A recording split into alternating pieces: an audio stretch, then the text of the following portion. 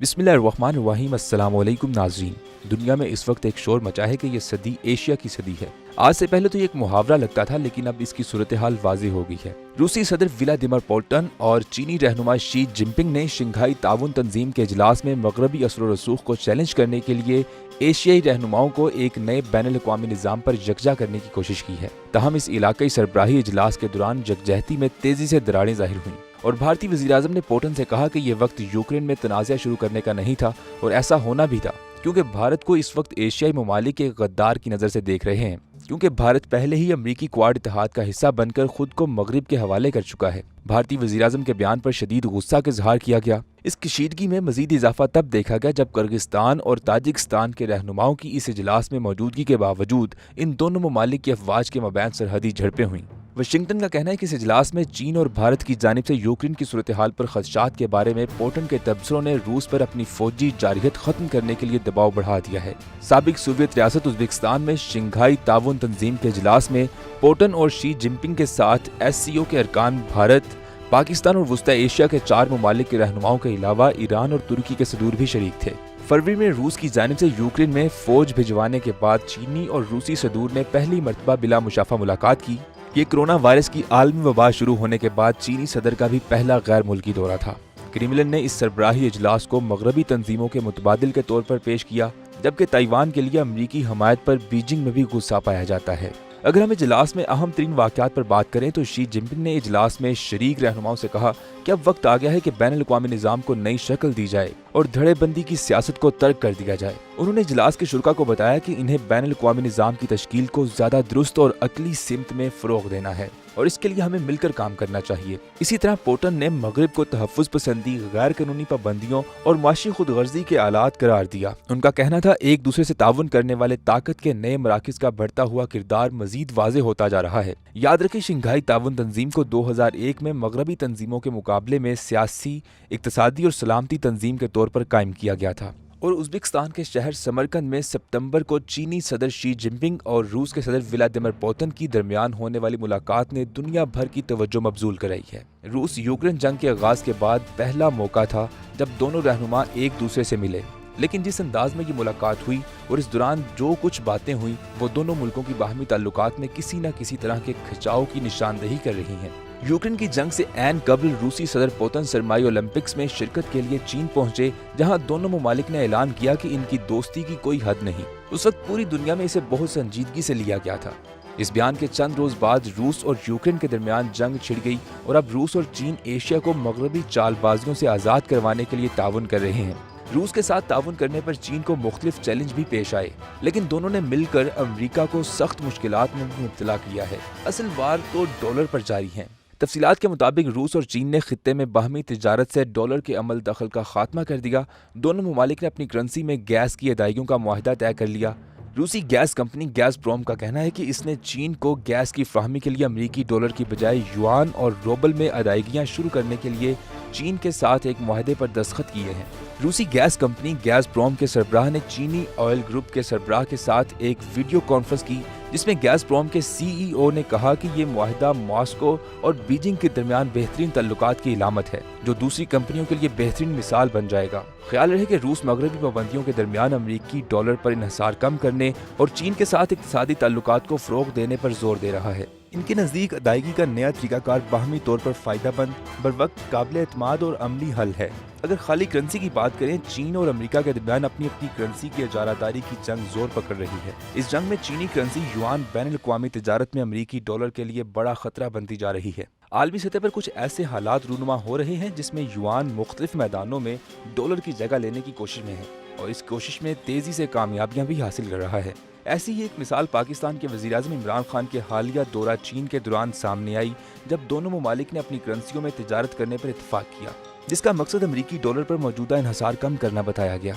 दरअसल चीन एक अरसे से कोशिश कर रहा है कि सुपर पावर अमरीका की हैसियत को चैलेंज करके दुनिया में अपनी बरतर हैसियत मनवा ले और इसके लिए वो मुख्तलिफ तस्वीराती, सियासी और इक़्तिसादी पॉलिसियों पर अमल पैरा है। طاقت کی اس عالمی کشمکش میں کرنسیوں کے میدان میں اختیار کیے جانے والے حربے بھی انتہائی دلچسپ ہیں اور توجہ کے متقاضی ہیں۔ چین اور روس نے ایشیا میں جو اہم معاہدے سر انجام دیے وہ معاشی ہیں۔ چینی کسٹمز کے اعداد و شمار کے مطابق چین کی روسی اشیاء کی خریداری میں گزشتہ سال کی اسی مہینے کے مقابلے اگست میں 60% اضافہ ہوا، جبکہ کل 11.2 بلین ڈالر ہے، جو جولائی کے 49% اضافے کو پیچھے چھوڑتا ہے۔ چین اور روس کے درمیان رواں سال کے پہلے 8 مہینوں میں مجموعی سامان کی تجارت 31% بڑھ کر 117.2 بلین ڈالر تک پہنچ گئی ہے۔ یہ پچھلے سال کے مقابلے میں کل ریکارڈ توڑ 147 بلین کا 80% بنتا ہے۔ حتیٰ کہ اقتصادی ترقی، توانائی اور ماحولیات کے سابق امریکی انڈر سیکرٹری برائے خارجہ کیچ کرچ کے مطابق چین کو روس کی اس سے زیادہ ضرورت ہے جتنا روس کو چین کی ضرورت ہے، اور یوں چین اور روس ایشیا میں اپنی پوزیشن کو مستحکم کر رہے ہیں۔ یاد رکھیں 1000 سال مسلمانوں نے دنیا پر حکمرانی کی، اس کے بعد مغربی اقوام نے 15ویں صدی سے بتدریج عروج حاصل کیا، یعنی دنیا میں انگریزوں کی چال بازیاں اور مسلمانوں کی آپس میں غداریاں مسلمانوں کے زوال کا باعث بنا۔ اہم ترین بات یہ ہے کہ دوسری جنگ عظیم پر مغرب نے سودی نظام کو دنیا پر تھوپا، اور آج وہ اسی نظام کے تحت دنیا میں عروج پذیر ہیں، لیکن عروج کو زوال ہے، اور چین اور روس کی نئی دوستی مغرب کو زوال تک پہنچا رہی ہے۔ انہیں ابھی ایشیا میں چیلنج بھی ہیں، جن میں سے اہم بھارت کا سامنا ہے۔ بھارت اب تو چین کے خلاف امریکہ کی گریٹ گیم کا حصہ بن چکا ہے، جس کے ذریعے وہ مشرق وسطیٰ سے برصغیر تک اپنا تسلط کرنے کی کوشش کر رہا ہے۔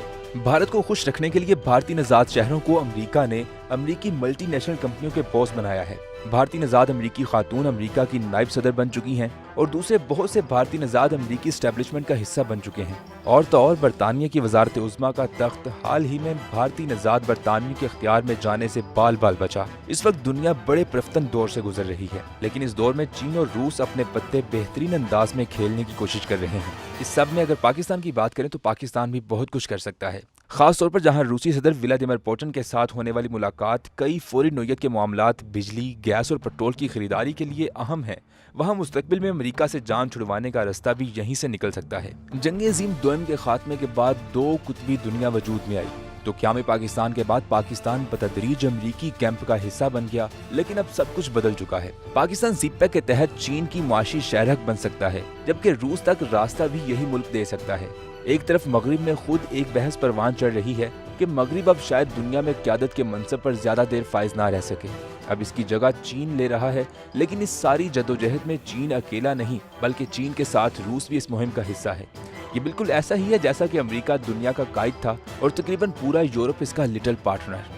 عالمی منظرنامے پر چین دنیا کی ایک ابھرتی ہوئی طاقت ہے، اور یہ پاکستان کی خوش قسمتی بھی ہے کہ چین پاکستان کا نہ صرف ہمسایہ اور دیرینہ دوست بھی ہے۔ روس نے یوکرین پر حملے کے بعد سے امریکہ اور اس کے اتحادیوں کو بتدریج سبق سکھانے کا فیصلہ کیا ہے، اور اس سارے کام میں اس کو چین کی مکمل خاموش حمایت حاصل ہے۔